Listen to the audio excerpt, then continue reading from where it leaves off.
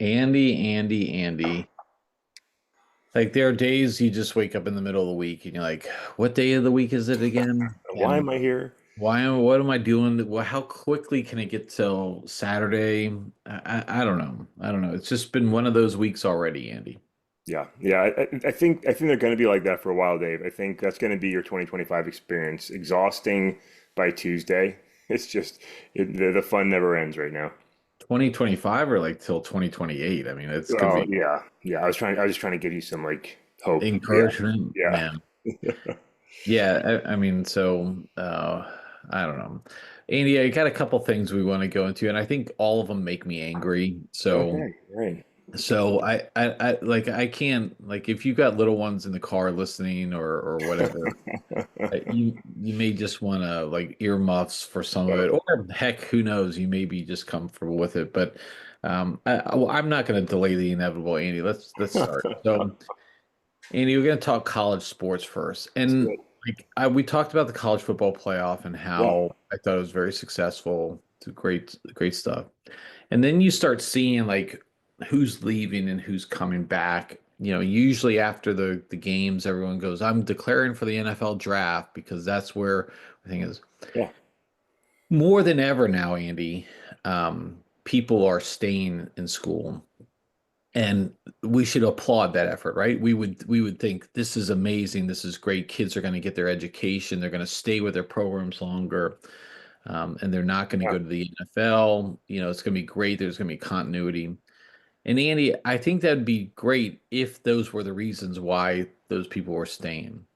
But in fact, the people are staying because they're probably getting more money through college than they are through what they would make as a rookie in the Yeah, NFL. yeah, And not hurting their stock at all. Like they like some of these people are coming back are going to be top picks this year or next year. yeah. They're just going to make maybe a cool couple $1 million this year.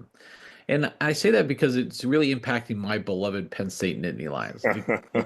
Andy, Penn State made it to the semifinal. Yeah, Some people would say they had an easy path. It doesn't matter. They made the playoff. I they was got there. happy. Yeah, They made it to the semifinal. They had to win the games anyways, right?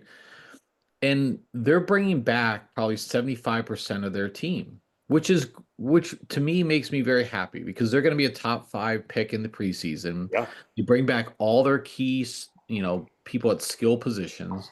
They'll dip into the transfer portal, pull those people out, and make the team even stronger. But I know it's all because we're paying them a lot of money. And like we made no bones about Ohio State was a $20 million team. If you're Boise State or if you're a lesser school, how are you ever going to compete with that type of what you have is a semi-pro roster now, yeah, Andy.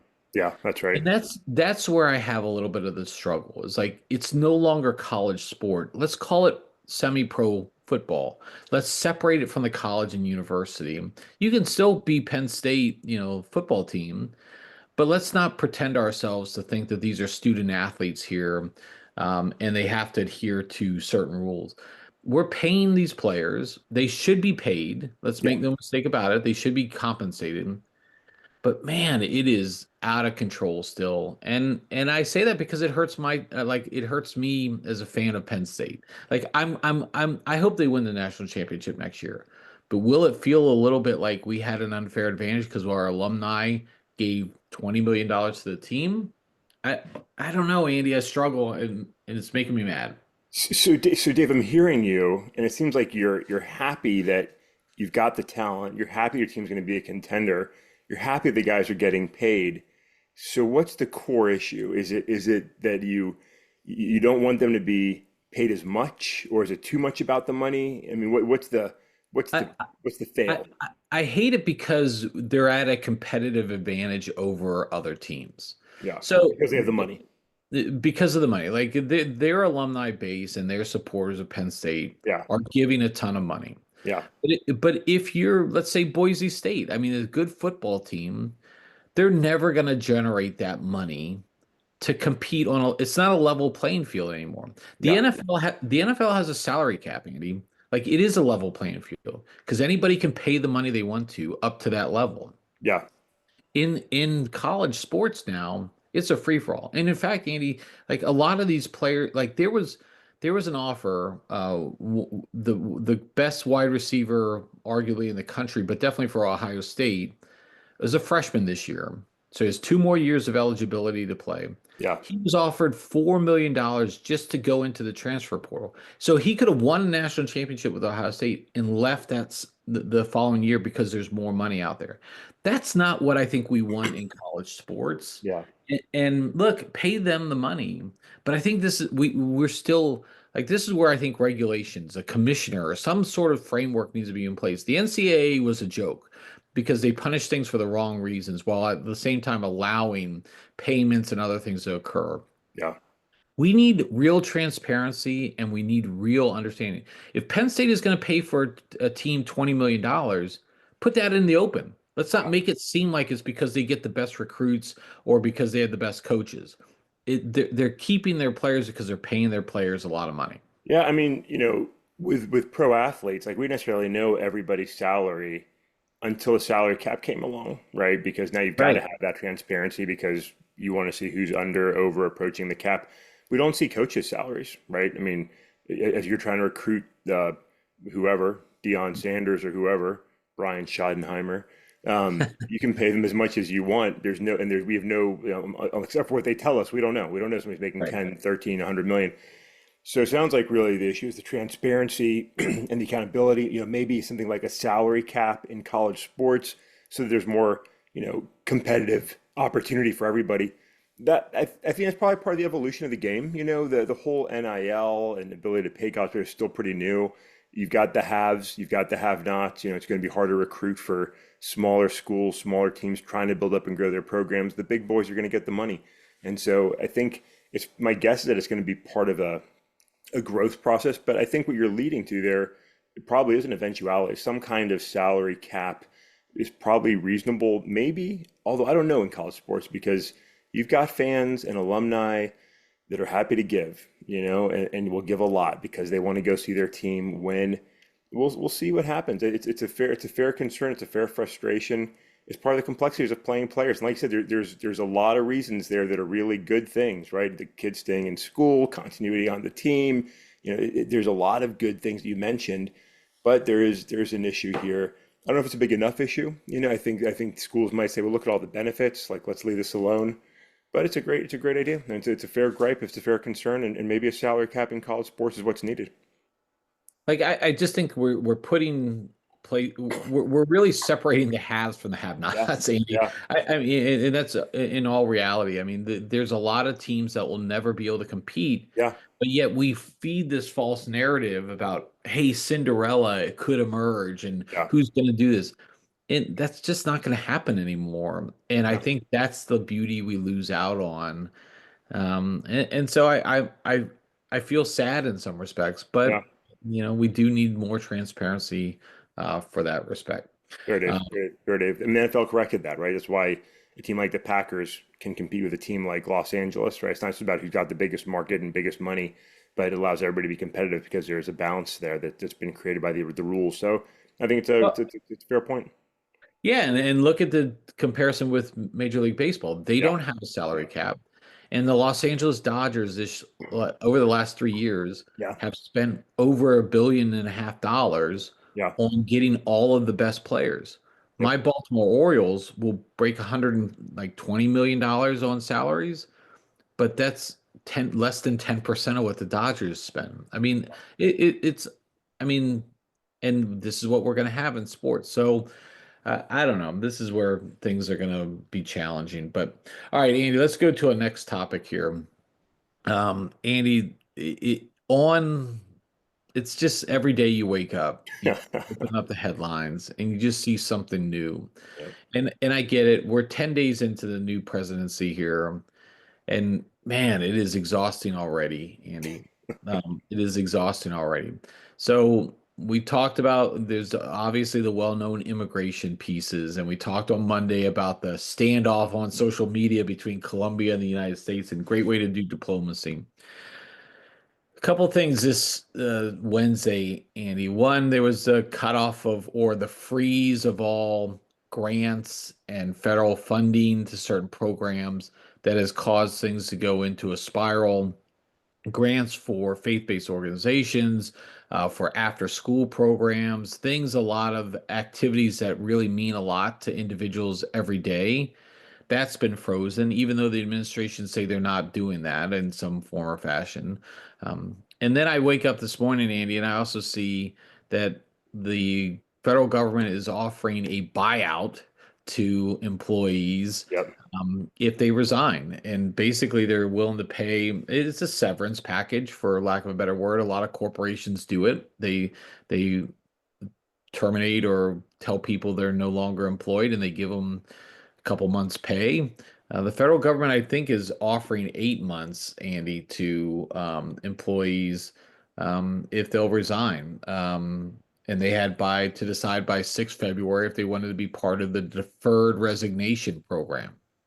So they'd have to quit into September, and they would receive 8 months worth of salary as a severance package. So, Andy, every day is a new day. Yeah, I mean, that's right. Every day is a new day. There's a new story, and there's a lot of things to question and be concerned about. This big resignation effort, it's it's really interesting. One, it's potentially a lot of money being paid out to people, by the government if a lot of people take up this offer and resign. They're talking about paying through September, right? I mean, you've got 2 million strong workforce. That's potentially a lot of money. Two, it takes away a lot of talent, right? Institutional knowledge is really critical. And so you're gonna get a lot of people that between the massive recall to 5 days a week in the office to other stress that's currently happening within the federal government. If you lose people that have this institutional knowledge and they resign or walk away, like that hurts our government and our ability to do work well. And then you've got the other concern of if you have a lot of people leave and then you bring in some new people that are just loyal to the president, you really made our federal government a very partisan entity, which is not what we want, right? That's why we have career public servants, because they're there to serve the people. Of course, they have their own political beliefs and biases, but they serve the interests of the government. They're doing their best to do their jobs for the American people. Yes, sometimes there's bias, sometimes there's bad things and bad people, but this potentially opens a door to you know loyalists to the party, which is not what you Right. want in career employees. So it's not desirable. Dave, I've said a lot over the last several years, and you can look at what's happening in Argentina. I believe in reducing government. I believe in creating efficiency. I believe in government having limits and doing what it's supposed to do and not broadly all over the place. But when you want to make changes, you don't want to bring a machete, right? You don't want to lose all these employees and you don't want to cut all these programs like rapidly because one, you don't appreciate the effects it's going to have immediately. And you certainly don't appreciate the effects it's going to have at a secondary and tertiary level, cascading through the country. And so when you do these things, it's very short-sighted and it can cause a lot of harm at a personal level and at a national level, just across the country. It's good to try and make some of these changes, but you've got to do it deliberately, thoughtfully, systematically.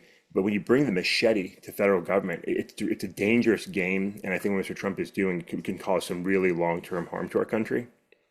I think you bring up a good point here about, like, look, some people are going to take it and say, look, I was planning on like retiring at the end of this year anyways. This is great. I'll take the severance package. Some people are like, there's value to having that. This is a lot of potentially a lot of people, 10%. And I think you bring up a good point about two things. One, the loyalists are going to stay, and you're creating the government that now is hardcore towards Trump. And in fact, Stephen Miller had said to the effect that let me try to find. He said that government workers were overwhelmingly left of center, and that this was essential to Trump to get control of the government. I don't know what that means. Get control of the government. He's the president. Of course, he runs control of the government. Um, and but get control of it mean by having just loyalists there. And then two, Andy, if 200,000 people left the workforce, two things are going to happen. One, you're going to realize that the guy who is in one key position now is not being backfilled, and who's going to run that core program for that core group or something. That's one. And now you have 200,000 people potentially flooding the market. Where Yeah. are those jobs, Andy? Where are those people going to, I mean, I mean, I can tell you in a lot of places, look around at corporations, they're cutting jobs too. Where are those people going to go? Yeah, Not to say that we shouldn't be reducing the size of federal government. I do think it is a little bloated, but like again, to your analogy, let's not take a machete to this and let's do this really like start performancing people out, make it easier to fire bad employees or something, yeah, as opposed to just saying, hey, because you'll keep the bad ones because those people won't want to leave. They're getting a good, sweet deal. yeah. So I don't know, Andy. This is going to be a challenging situation. It is. This is the chaos we're going to be living in, Dave, for the next little while. Yeah. And there's we're already seeing, as the president takes action, whether it's his policy on transgender members in the military, lawsuit, with the funding, the federal funding, the grants freeze in the court already, frozen by a judge. So many of these actions that the president's trying to take, acting like a king, right? I mean, I don't think we can like de-emphasize the president is trying to act like a king, right? With that level of authority. And that's not how our government works, right? The point was brought up yesterday that if Mr. Trump wants to change the way federal money is distributed, the Republican Party controls both houses of Congress. Pass legislation that changes the law and execute. The president doesn't change the law. That's not the executive branch's job, right? We've all taken middle school civics. The executive branch enforces and implements the law, right? The legislature passes law. If he wants to change that, he has leadership in both houses of Congress. Change the law through the normal procedure. You are not a fucking king. But the president we have wants to serve, and he doesn't want to serve. He wants to be a king, and he's acting as though he has that authority. He does not. As we're going to continue to see challenges from Democrats, from individuals that are impacted, from organizations, from companies that are impacted. And there's going to be the mess that we're in. We're going to see things done, chaos ensue, legal challenges, court discussions. Happy 2025. This is our life now. Yeah, and you keep going on, but we'll just be able to pick this conversation up on Friday because Every day, every day, that's every day we're it's going to be every able fucking day of our lives right now. it's causing a lot of craziness, Andy. But that's right. I mean, the Republicans control the legislation. Why don't you make the changes? Yeah. As the reality is, they know that it's not going to get support. Andy, They don't be on the record voting for this bullshit, right? well, Just like they want to be on the record throwing up Nazi salutes, even though they want to apologize for Nazi oh, salute. It's just fuck it, he Dave. wasn't Andy. He wasn't doing that. That wasn't. He was just emphatically speaking from his heart, Andy. That Elon wasn't Nazi saluting. He was like Yeah. speaking from his heart, He's Andy. I excited. mean, He's excited. he didn't show up in Germany either, talking to like a far right Yeah. group. No, Yeah, it's all good. Everything's fine. House is it's on fire. Everything's fine, guys.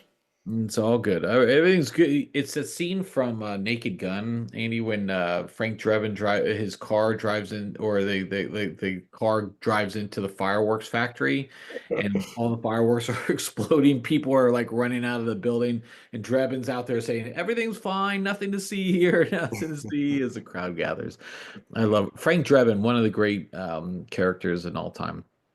Okay, Andy, let's talk about speaking of crazy Republicans. Uh, Andy, a congressman from Oklahoma has. I need to make sure I've got this correct, Andy. Yeah. He's a Congress Republican senator from Oklahoma. He introduced 8 legislative measures, and I'll quote, aimed at restoring moral sanity Yes. include making pornography a crime punishable by a year in jail. Yes. Thank God. Thank God for this guy. Thank you, Dusty Deevers. Thank you. I mean, the bills, and I'll quote, set a course for pushing back against the moral decay foisted, that's a great word, Yeah. upon Oklahoma Yeah. by the far left's march through our institutions to destroy the moral foundations upon which the United States and Christian civilization had long rested. Yes. Whew, 10-year, also a 10-year prison term for anyone who makes, distributes, or even possesses That's right. adult content. That's Andy, right. I like all my life I said like this is what we need. I mean, Yeah. this fixes America right here. Yeah. is as I had my Playboy or Penthouse magazine when I was a teenager, sneaking it in or somehow finding a way, that could have been a year in jail for me. I mean, that's exactly where I went off the trail rails, Yeah, by the way. and this is what our country needs right now, Dave. Americans are 100%. frustrated by a host of issues. There's war, happening around the world. We're having challenges with the economy, and there's a host of consequential issues. But Dave, what we need is pornography bans. Dave, not just from producing porn, Dave, watching porn, right? This guy's proposed legislation that would have made sending, selfies, like explicit selfies outside of marriage illegal. Dusty Deevers, the fine politician from Oklahoma, has been a big advocate to end no-fault divorce in the state, right? This is a kind of sort of morality-based law, which, look, I don't care what your beliefs are. Like, you can object to porn, like that's fine. Like, that's fine, right? You can object to drugs, you can object to whatever. Like, you can be all for, divorce should never happen. Like, whatever your beliefs are based on religion or whatever is fine. Stop fucking acting like the Taliban and trying to make everybody else follow your beliefs by the force of law, right? When you make something a law, you're saying the government should have the ability to enforce this by force, right? By either threat of jail or punishment of some other kind. Why do that? Like, you don't need to do that. This is not a country where we force others to accept our beliefs. Or Dave, one day maybe we'll have a Muslim majority, and maybe we'll see something implemented that Americans aren't happy with. Like, I don't want to see that. I don't want an Islamic state here. I don't want a Christian state here. I don't want a Jewish state here. I don't want your Scientology-based state here. Don't pass laws to implement your morals on others. That's absolutely the bullshit that we see in extreme in Iran and in Afghanistan. And then guys like this, it's not a slippery slope. It's a fucking roller slide, Dave, going at a straight down, where you start implementing these rules, and it's just a rapid progression into this patriarchal, aggressive agenda. No, nobody needs this. Like, we don't fucking need this. You can believe and live your life how you want. Stop making others live the life that you want them to live. Dusty Deevers, go suck a dick. Go fucking stick a dick in your mouth and shut the fuck up. You know what I mean? Like, I'm so sick of these fucking Taliban members in America. They're fucking disgusting. Dusty Deevers actually sounds like a porn name, doesn't it? It's Like such a good porn name. It's such a fucking good porn name. I mean, like, no doubt, no doubt. He should be in porn. Yeah, he should be important. And Andy, you're right. I mean, we've talked about this in a couple different spaces about how America stands on this like moral authority, when in fact we have the same issues that all these other countries that we try to lecture and tell about X, Y, or Z for. Corruption. We talk about political corruption in Afghanistan. Hey, hello, look at our halls of Congress. Look at the halls of the state senators or the governor's mansions or around the country where we're being paid to do certain things here, Andy. It's not like we have to get done with this. And this is not what our country was founded upon.